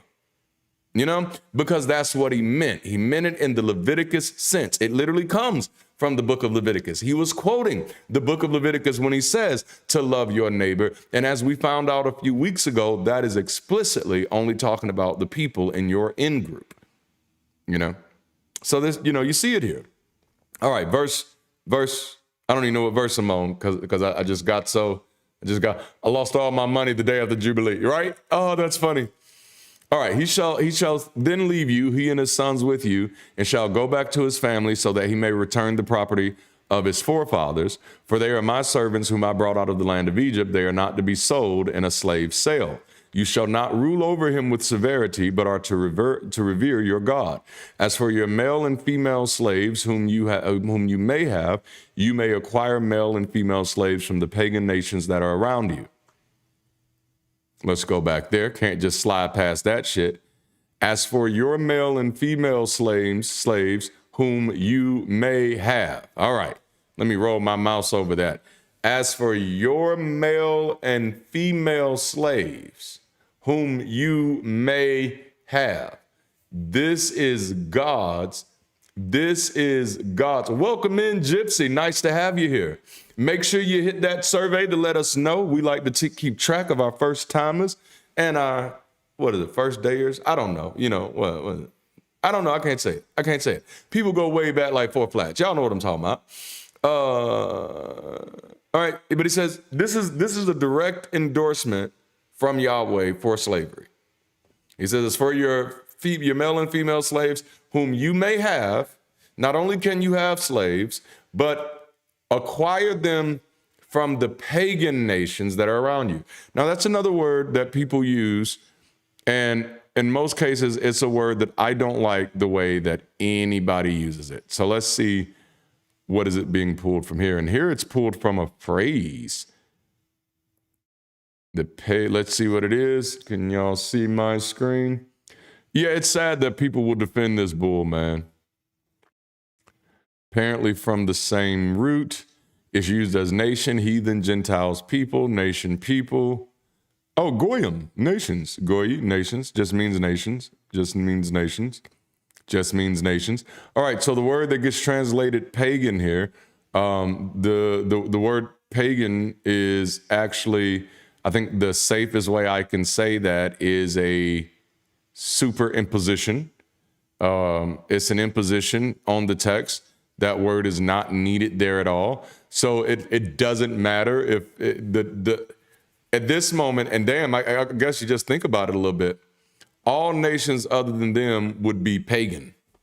You know what I'm saying? So to me, this seems like a translator, an early compiler, whatever, trying to justify why that we can get slaves from the pagan nations. But this is basically saying you can get slaves from any nations that's not you. It literally means them, right? Yes, I love that. It says you may also acquire them. And it's not the only time the Bible says slavery is fine. That's right. That's right. Too many people wish slavery was back, assuming they'll be the slave owners and not the slaves. And that is so sad, man. You may also acquire from the sons of the foreign residents who reside among you, and from their families who are with you, whom they will have produced in your land. They also may become your possession. So hear this now. Remember, we thought it was a little nice that God was like, oh yeah, you can have foreigners in your land. But now here we are in chapter 25 and the other shoe drops. That the whole point of having foreigners in your land is so you can have easier access to slaves. That's what this is saying here. Is that you can also get them from the foreign residents that live among you. And what you want them to do, you want them to get here and to have some babies, but not too many babies, but just enough babies where they're not overpowering you, but you can take their babies. This is what's going on here. And then he says, for people who say that chattel slavery is not in the Bible, verse 46 says, you may also pass them on as an inheritance to your sons after you to receive as a possession. You can use them as permanent slaves. Hold up. I thought we just got finished talking about Jubilee. I just thought we got finished talking about Jubilee. But what I pointed out about Jubilee is notice that the foreigner is not included in Jubilee. The Israelites allowing the foreigner to live among them is like Pentecostals requiring all their women to wear skirts and dresses. It's for easier access. You know what I'm saying? All right.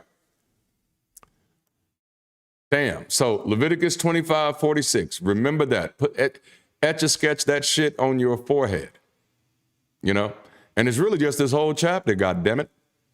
This is God not only endorsing slavery, but literally endorsing chattel slavery, where you own them permanently and can pass them down as an inheritance. You know?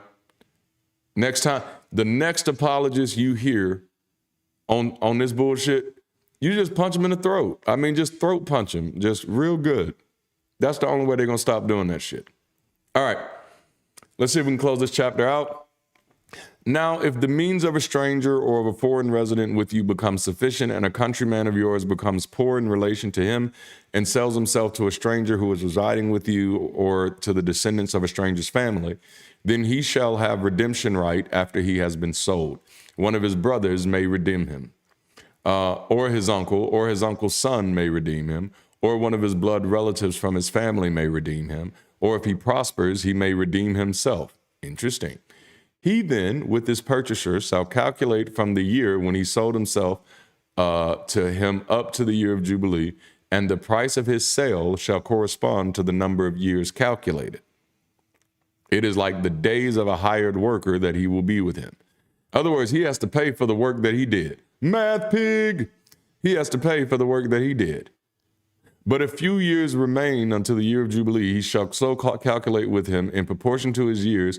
He is to refund the amount for his redemption. He shall be with him like a worker hired year by year. He shall not rule over him with severity in your sight. Even if he is not redeemed by these means, he shall still leave in the year of Jubilee, he and his sons with him. For the sons of Israel are my servants. They are my servants whom I brought up out of the land of Egypt. I am the Lord thy God. All right, so we made it through 25. That ending was not great. Let's just be honest. Wasn't great, right? But what we get out of here is that Israelites who become enslaved can be freed at Jubilee Foreign slaves stay that way forever. Israelites can buy slaves from foreign nations and take them from the foreign people among them and pass them on as property.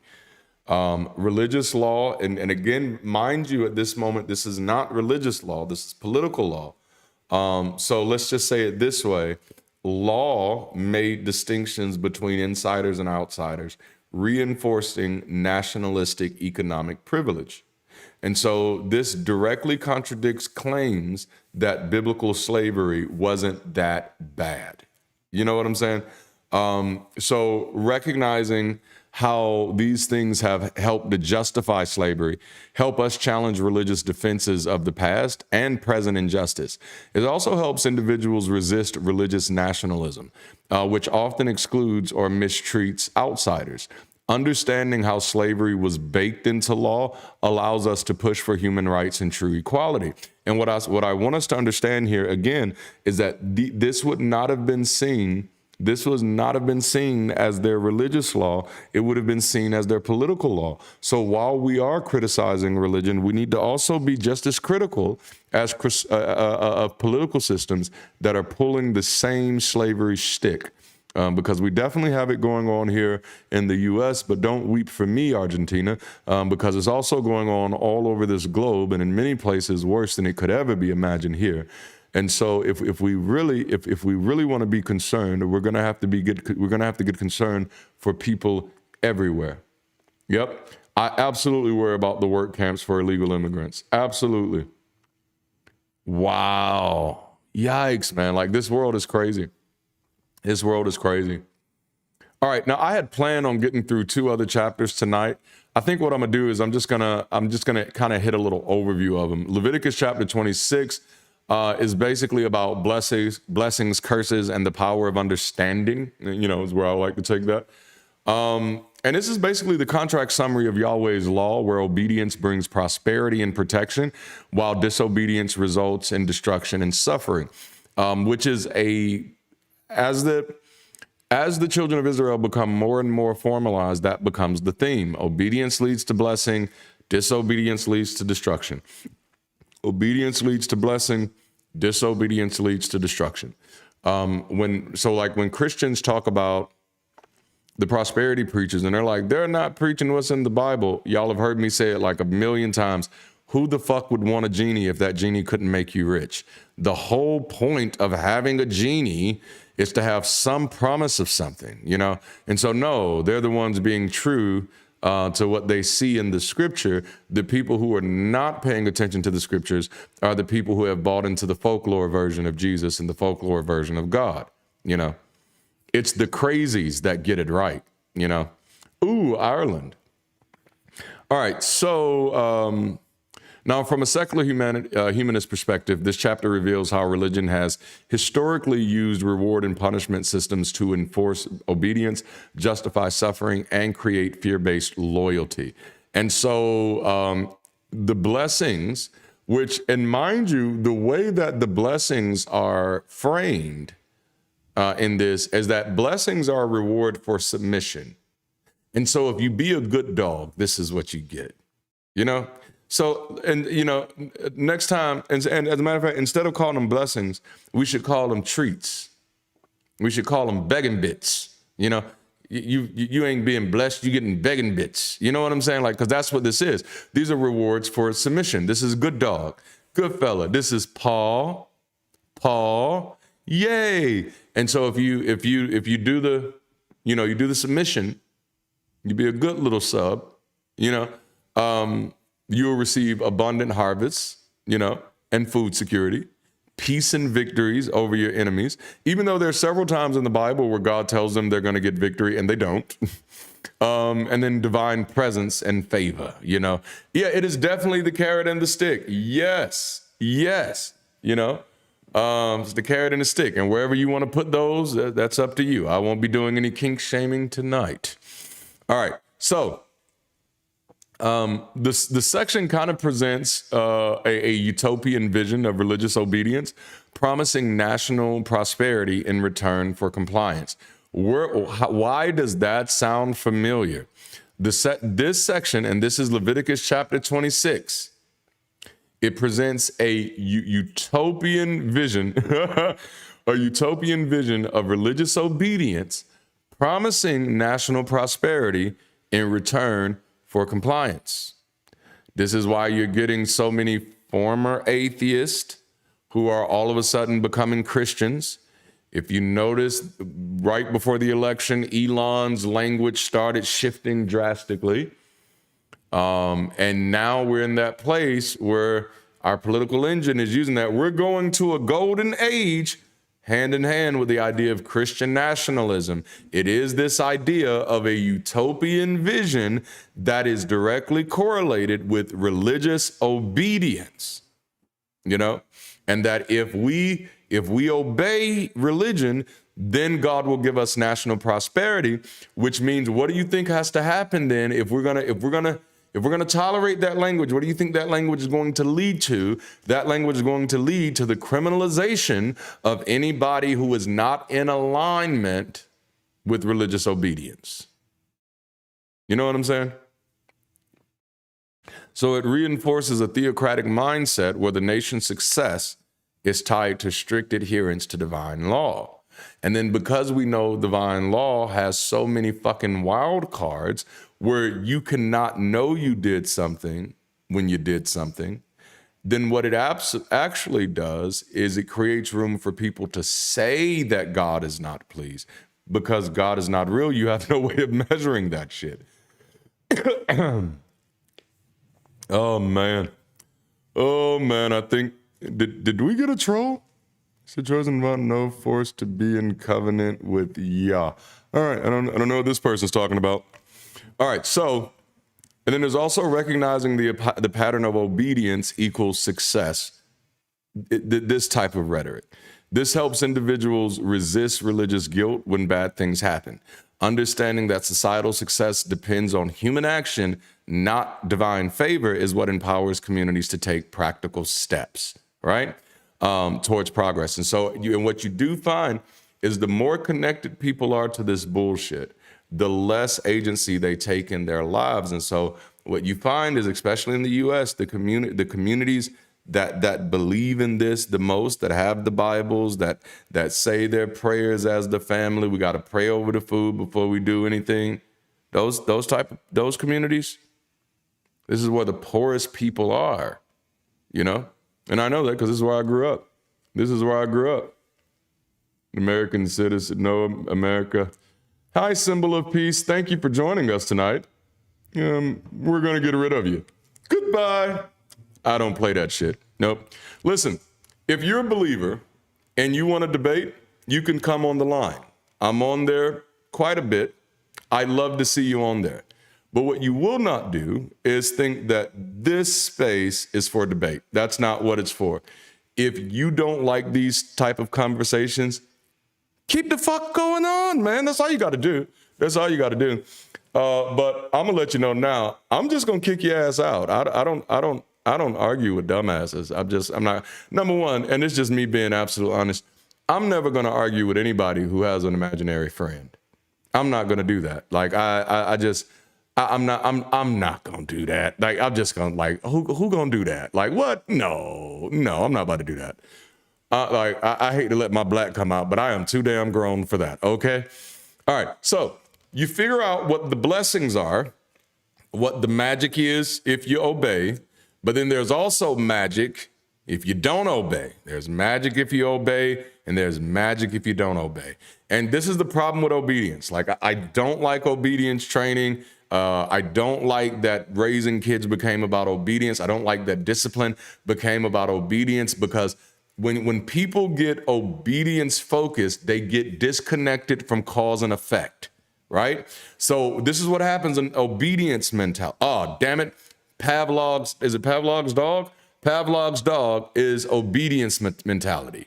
So you're not actually paying attention to true cause and effect. It's just correlation, right? So you're not even looking to see if there's actually food there. You're not actually looking to see, is there cheese? You're not trying to smell the cheese. You got all of these things that you can use to determine if something is there, but you heard the fucking buzzer and you went running like a dumbass. And that's where many of us are getting And that's what these magic words do to us. And I don't like that. I don't like that. Oh man, that's right. It's called conditioning. It is called conditioning. When I deal with parents and stuff, I always talk to them, when you're dealing with discipline, let's deal with goal alignment over obedience. Let's deal with goal alignment over punishment. Not how can I punish you? How can I help you identify goals that you want to achieve, and how can you determine to modify your behavior to help reach your outcomes, right? Obedience and disobedience completely robs us of that and then puts our outcomes in the hands of somebody else. So if I obey you, you will make this happen, right? And that's not just a problem in households. That's a problem in religion. It's a problem in businesses, and it's a problem in government, you know? And so it's like, nope, I don't need to obey no fucking body, right? I'm not a very obedient person. I'm not a disobedient person. I just don't live in that paradigm at all. If someone asks me to do something and I think it's a good idea to do it, I'm not obeying them. I'm doing something because I have come to the conclusion that it is a good idea to do. That's the only way you're going to get me to do it. But obedience, nah, no, that's a hard one for me. I love that, Mel, teaching kids to think, you know, that's right. I'm not waiting for you to think for them. That's so good, man. Yes. And it, you know, I clashed with my parents a lot over obedience. Yeah. Oh yeah. I think I've clashed with every adult in my life when I was a kid, because it got to make sense to me. You know, I'm sorry. And then they got me stuck in religion. And then all of a sudden that bullshit, you know, that's right. That's the problem with upholding obedience as a virtue. Yes. It implies do it or else. I love that, Rainbow Wrath.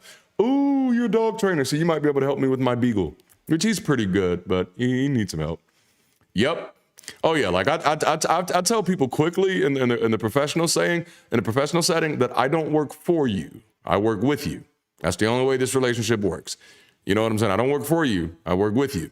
And if you want this relationship to work right, then you're gonna have to work with me too. That's the only way it works.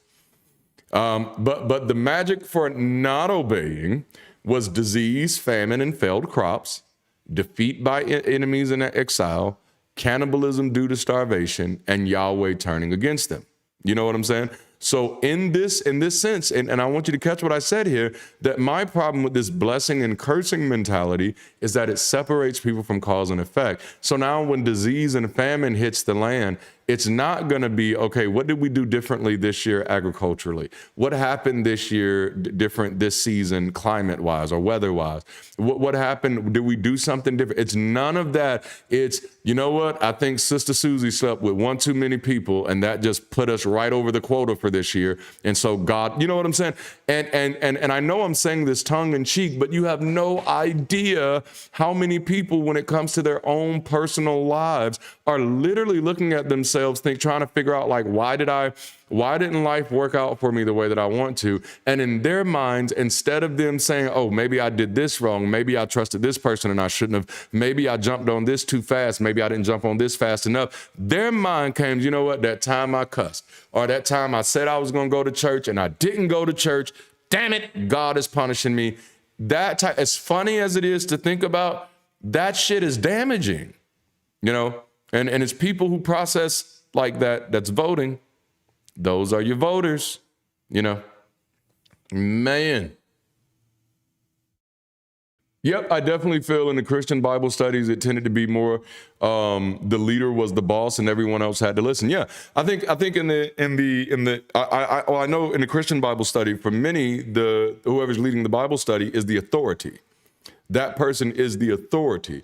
And so, like, for the most part, in our Bible studies, people don't feel the need to ask me questions because I'm not the authority, primarily because we all know it's bullshit. You know, that's what we're here for. So in my mind, anybody who claims to be an authority on bullshit is just like, that is not a flex. That is, you might want to put that card back in your wallet, you know. And because what we're building in this community, and with Bridge City in particular, is about removing that sense of hierarchy. Okay, yeah, I'm a communicator. I'm good at what I do. I'm talking, but my ability to communicate, my ability to articulate, I'm an organizer, my ability to organize, I'm a leader. My ability to lead, none of that makes me especially qualified over anybody else to read from a book and share from it.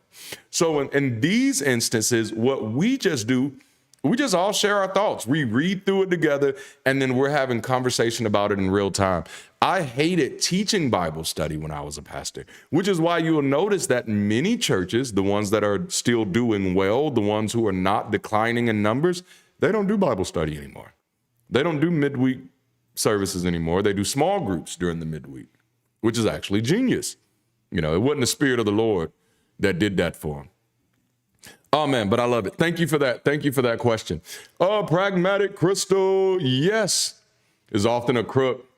Ooh, I love that. Oh, that's good. I got to read it. I got to read it in full. The symbol of the priesthood is often a crook, and he holds one of those shepherd sticks. I love it. I love it. I hated Bible study. Now I love learning about it. Like, I think that's how it's happened to all of us now, man. Because now, like, and I think I've said it, now that you can learn the Bible while laughing at the bullshit, it's a true learning experience. It's not an indoctrination experience anymore. It's not a forced experience anymore. You now, because the only way learning happens is you have to be able to engage it liberally with your own curiosity. And when you're restrained from laughing at something, when you're restrained from asking the questions that really mean something to you, that's going to inhibit the learning experience, and that's not going to be fun for anybody, which is one of the reasons why we've had such an issue with public education in this society, in this country, because we've tolerated people being picked on in schools way too much. Oh, man. Yeah, like you got to wonder, like, do these people actually read this shit? Because I read it, and all right, now, and of course, this is basically a fear-based. Embers in the chat, it's Bible Day. Yes. And so, of course, this is a fear-based system, which is designed to keep people loyal through terror. And we do see we see this same type of language being used right now in this country right now, is that if everybody gets in line, God is going to bless this nation. This utopian vision that we're going to have this golden age, and that is literally this. It's the same thing. It's this national punishment or national blessing, national curse. But in order to do this, you got to get the wickedness out of the land. And I want you to know, wickedness is code word for wicked people. It's you got to get the wicked people out of the land. You know, this is the idea that suffering equals punishment, which becomes a foundational religious belief that persists today, which is one of the things that the secular community is going to have to be mindful of. If we really expect to win, the war of attrition, which means we want more people to leave the bullshit and join us in reality and help us build a more progressive world, we're going to have to make secular community look miles more attractive, because right now this shit looks like burnt butter biscuits. I'm just going to be honest with you. And what I actually mean here is that there's a lot of depression that comes from this community. There are a lot of sad stories that come from this community, and rightfully so.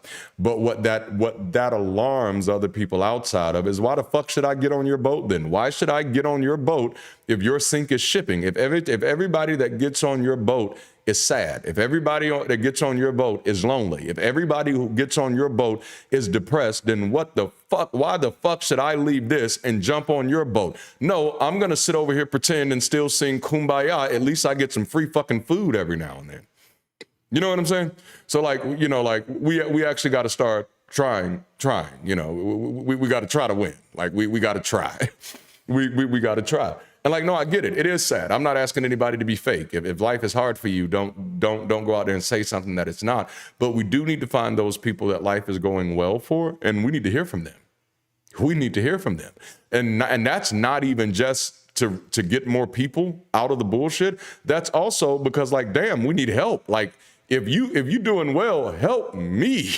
What are you doing? How's this working? Who did you call? Can you hook a brother up? You know what I'm saying? Type of thing.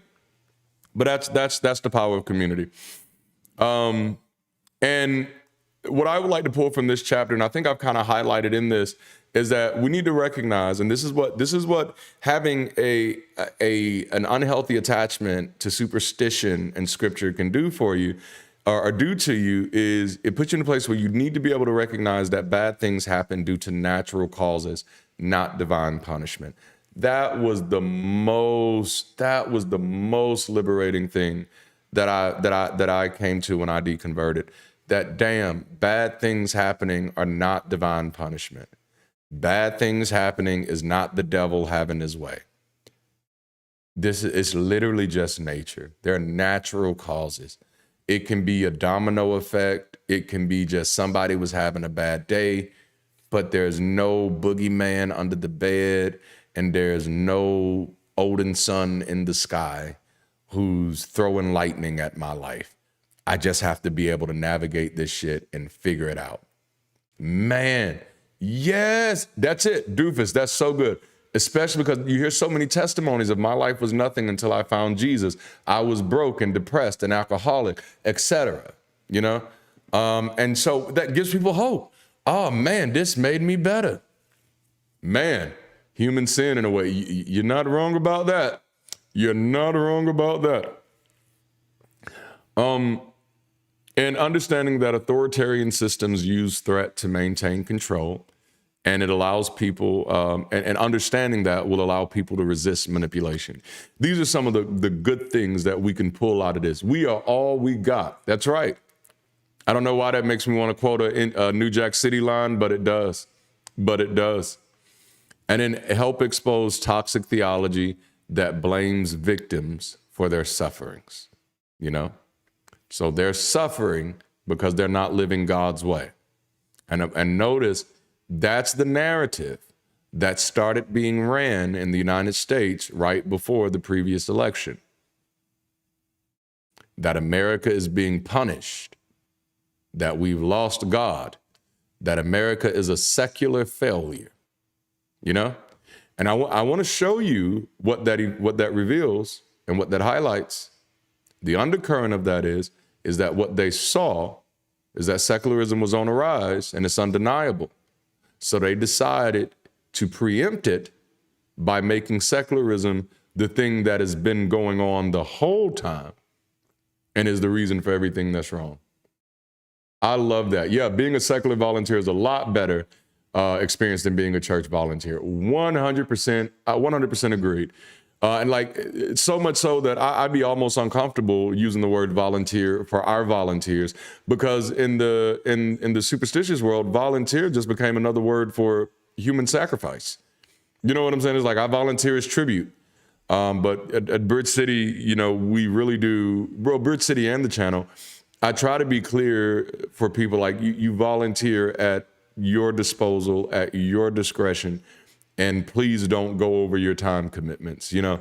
And you don't get that in the superstitious worldview, because in the superstitious worldview, people are gonna believe that you are, I am on Blue Sky. I don't know what my name is Darante LaMar on there. But you know, y'all know what I'm saying. So, all right, so that's chapter 26. All right, and I think I'm pretty much at the end of that. Chapter 26 is kind of long. Trying to see if there's anything else. There's a hope clause there that, of course, if you repent, Yahweh might take you back. And again, that's how they sold this election. That's how they sold it. Is this idea that God is going to bless the land, and secularism has destroyed this country, and this is why we have so many gay people and trans people, and for some even mixed marriages and immigrants and people who want health care. We have all of this because God is punishing us, you know, type of language. And there are people who are buying into it. And anybody who was shocked that people bought into it, I wonder how many people you talked to in high school. Because I haven't been shocked at nothing Americans have done since I went to high school. Now, mind you, I went to 4 different high schools, but I saw enough in high school. I haven't seen many Americans who have outgrown their high school selves. You know, that's just me. That's just me. All right, Leviticus 27. We're not going to get into it tonight. I think next week Leviticus 27 is good, but I kind of made a commitment to myself that every night is committed to punish me harder, Sky Daddy. Oh, I love that. I love that. No, I can't get the imagery out of my mind. Like, you know, what is the picture of David or of Adam and David, Adam and God touching? Now I'm just imagine one of them getting rammed on the other side of the picture. Yikes. Because they brought him to Jesus. Yeah, I've heard preachers say that. One of my former mentors said that, and it didn't go well for me. Because, oh, yikes, I don't like that shit. I don't like that at all. Even when I was a pastor, I didn't like that. But Leviticus 27 is about holy pricing, y'all. I am not going to hit it tonight, and next week I am going to pick up with 28. But I do encourage you to read it in your own time. This is because, you know, I may come back to it next week. We'll see, because there's so much about this that has led to, or I don't want to say led to, but has implications for how we value or not value human life. And so that's going to be good. But that is all I have for now. This was so good tonight, man. Yes, James, it's rare to meet an adult of any age who's socially or matured past tween or teen psychology. Oh my goodness. That's right. Leviticus 27 is homework, y'all. I hope y'all have had a great time tonight. I have had an absolute fantastic time with y'all. I love this community. I love the work that we're doing. I love the way that we're growing. If you're not a part of our Discord yet, get in there. I mean, that's absolutely free. It is going to be undergoing some changes over the next month or so, so be on the lookout for that. Also, consider joining one of our email lists, either our DLDD World Group email list, where you can learn, where you can stay connected with everything I got going on, or our Bridge City Weekends email list, where you can stay in touch with what we have going on as far as building community beyond superstition. Also, join our Patreon or our YouTube membership program. I told y'all I have a video that only my members are getting access to. And I think, you know, so please make sure y'all go, if you haven't already, join my Patreon so you can get access to that video. It's a dope one. All right, that's all I have. I love y'all so much, man. Until next time, keep rising, be the bridge, stay progressive, and all that jazz. I love y'all.